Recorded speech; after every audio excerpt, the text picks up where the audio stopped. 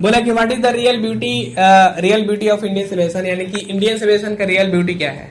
ठीक है, यानी कि जो इसका असली जो, हाँ एक बात और बता देना चाहते हैं कि यहाँ पे ब्यूटी की जगह पे ग्लोरी आए तो हरबड़ा नहीं है, दोनों का मतलब सेम सेम होता है।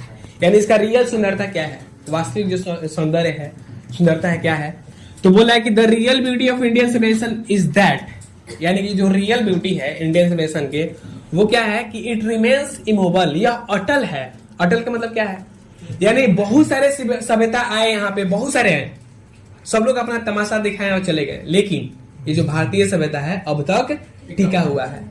और जो मार्केट में सबसे ज्यादा टिका हुआ रहता है उसी का वैल्यू होता है। जैसे कि सिंघाड़ा दुकान फेमस, समझ रहे हो ना, कितना आज तक टिका हुआ है वो, आज नहीं उसका मतलब बहुत दिन से टिका हुआ है। बहुत लोग आए, बहुत लोग चले गए, ठीक है। उसके सामने सामने बहुत लोग आते हैं, Dinesh Lal.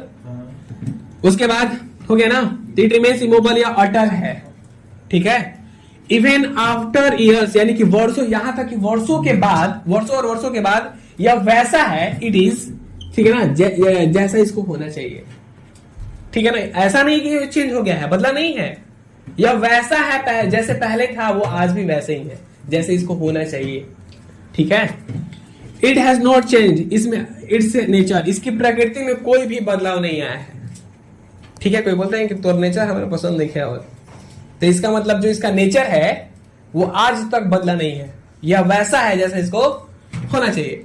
And it's sound at its foundation, यानी यह अपने आधार पर टिकी हुई है। यहाँ पे इसलिए हम लिख दें हिंदी, ताकि तुम लोग ये मत समझो ना कि इट्स साउंड का मतलब इसका आवाज एक फाउंडेशन क्रीम के जैसा है, वैसा कुछ नहीं है, ठीक है ना। इसका मतलब टोटल का होगा, यह अपने आधार पर टिकी हुई है, जो इसका आधार बनाया गया है, ठीक है ना, वो उसी पर टिकी हुई है।